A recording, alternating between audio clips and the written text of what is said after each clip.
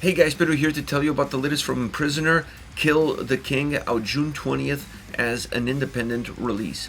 This album has 11 tracks, 40 minutes in length, and this is the band's second full-length studio album. They are a Canadian heavy metal band. From a design standpoint, this album is very cohesive. It offers a very interesting experience all around, and it has a cool attribute, which is the album seems to sound better and feel better as it progresses. Most records don't have this sort of quality, this sort of attribute. Actually, a lot of times albums feel really top heavy, with the first half of the album or the first third of the album being perhaps the strongest within the overall album, and then the record losing a little bit steam as you get into that bottom third. It's not the case here. The album, both sonically and vocally, starts to feel a lot more comfortable to the ears as you move down the line, as you listen to more and more songs, as you approach the bottom end. I would say that the bottom third of this record is perhaps the best part of the album. So it's an interesting design, it's an interesting experience, but one that shows overall some maturity as far as creating an album that keeps the listener engaged from start to end. Once you get to the sound, the album doesn't have just one directive. It's not just a classic heavy metal album, is not just a thrash metal album, is not just a heavy rock album. It's a little bit of everything. The band has a lot of influences, and I felt like the sound on this record really showcases all of them. So every single song has perhaps a little bit more of one influence versus the other, but they all present throughout. The one thing about the overall sound of this record that I thought it could have been a little bit better is the production behind it. Because when you look at the execution, either be from the drums, bass, or even guitars, you see a very robust experience, and you see a very robust sound, really well executed at the ground level. But sometimes the production behind the album doesn't allow for that to really rise all the way to the surface. It does in certain songs, it doesn't in others. And I think the reason for that, for that lack of consistency, is that it depends on the mood, it depends on the atmosphere, it depends on the influence behind the track. Certain songs that have either a darker tone to them, or that have a little bit of a heavier guitar sounding riff, that have a little bit more grit, if you will, or songs that just have a very subtle nuance in terms of the atmosphere and the darkness that comes from that atmosphere. A ballad, for example, Cold Light is a perfect example of that. Songs like that feel more consistent. They feel like the overall production behind them really helped set up the track perfectly, not just from an execution standpoint, but also from what the listener is going to get out of it, musically, atmospherically, and even vocally. Other tracks, I don't feel that same experience. I feel like there's a little bit of a disconnect between of what the sound could have offered us and what we're actually getting from it. And that's where the production feels very unbalanced throughout this record and doesn't really help the album have a sonic consistency throughout, and that hurts the record. Now, when it comes to the elements within the sound, I think we have to touch on the guitars and definitely on the drums. Not that the bass doesn't sound good on this record. I actually felt like the bass at times felt like it popped too much, and once again it comes down to the production. I felt like it's not the sound of the bass that's the problem. It's just a little bit too much predominance in the overall mixture that almost kind of jolts and creates ripples where they don't really need to be. But the execution behind it was solid and flawless. It's just how it appears within the song. But going back to the drums and guitars, the guitar execution throughout the album is excellent. You look at the solos, you look at the riffs, you look at the melodies, you look at the leads. Everything guitar-wise on this album really has a high standard of quality as far as the execution is concerned. You don't always necessarily feel it or see it clearly because the production behind it doesn't allow it to evolve under the right circumstances and under the right light. But the quality that it's there, the quality in the execution that it's there, that it's undeniable, and you can see that from afar. This album definitely has great guitar execution and great guitarists that are able to execute it. Now, the drums at times felt like they lacked a little bit of emphasis, and I think that would have helped create a more overall robust experience and make these songs a little bit bigger.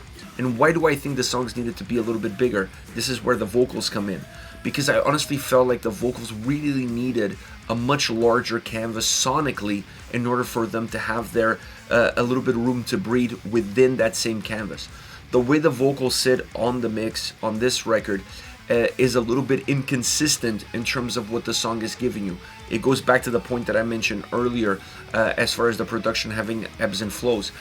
The vocals on this record, there are certain songs where they feel completely detached from the track, and that hurts the track on both ends because it doesn't allow for a consistent and seamless approach between them. There are songs, the same songs that are a little bit darker or they have a little bit more heaviness to them.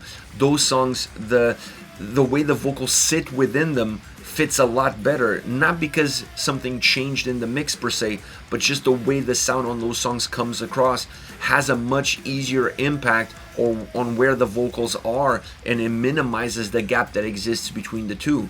So it's a little bit of understanding what you want out of the vocal performance on a record like this, where you want those vocals to be in the overall mix, and then what suits the vocalist the best. Because the vocalist has a great voice and he has a great delivery. I actually felt like his voice in certain tracks was underutilized, but you also have to play to its strengths. And I think at times on this record, it does play to its strengths, and I feel like those strengths become a lot more obvious as you progress down the line, as you move down the line. The bottom end of the record is where I feel like the vocalist, the tracks, the sound, everything starts to really gel well together. But there's certain tracks where you just feel a complete disconnect, and when there's a disconnect like that, it's really hard to stay with the song. It's really hard to get the most out of it. So it's not like the vocal performance is not up to par. It's just that the choice both in the mix and in the song styles in which these vocals are presented in were not always the best. And that obviously has an impact on the overall vibe, on the overall feel of the record. But you have to understand this album is being released independently, so there are limited resources to the record. And I think when you have limited resources, I think you have to pay a lot more attention to your strong points and how can you minimize these small flaws that will always exist on any record, perhaps more so on one that's being released, like I said, independently. Now, as far as favorite songs are concerned, I want to start off with Chasing Ghosts. This is one of my favorite top-down songs. I mean, it's just a great track all around. And one of the reasons why this song is so good is because the chorus really hits home.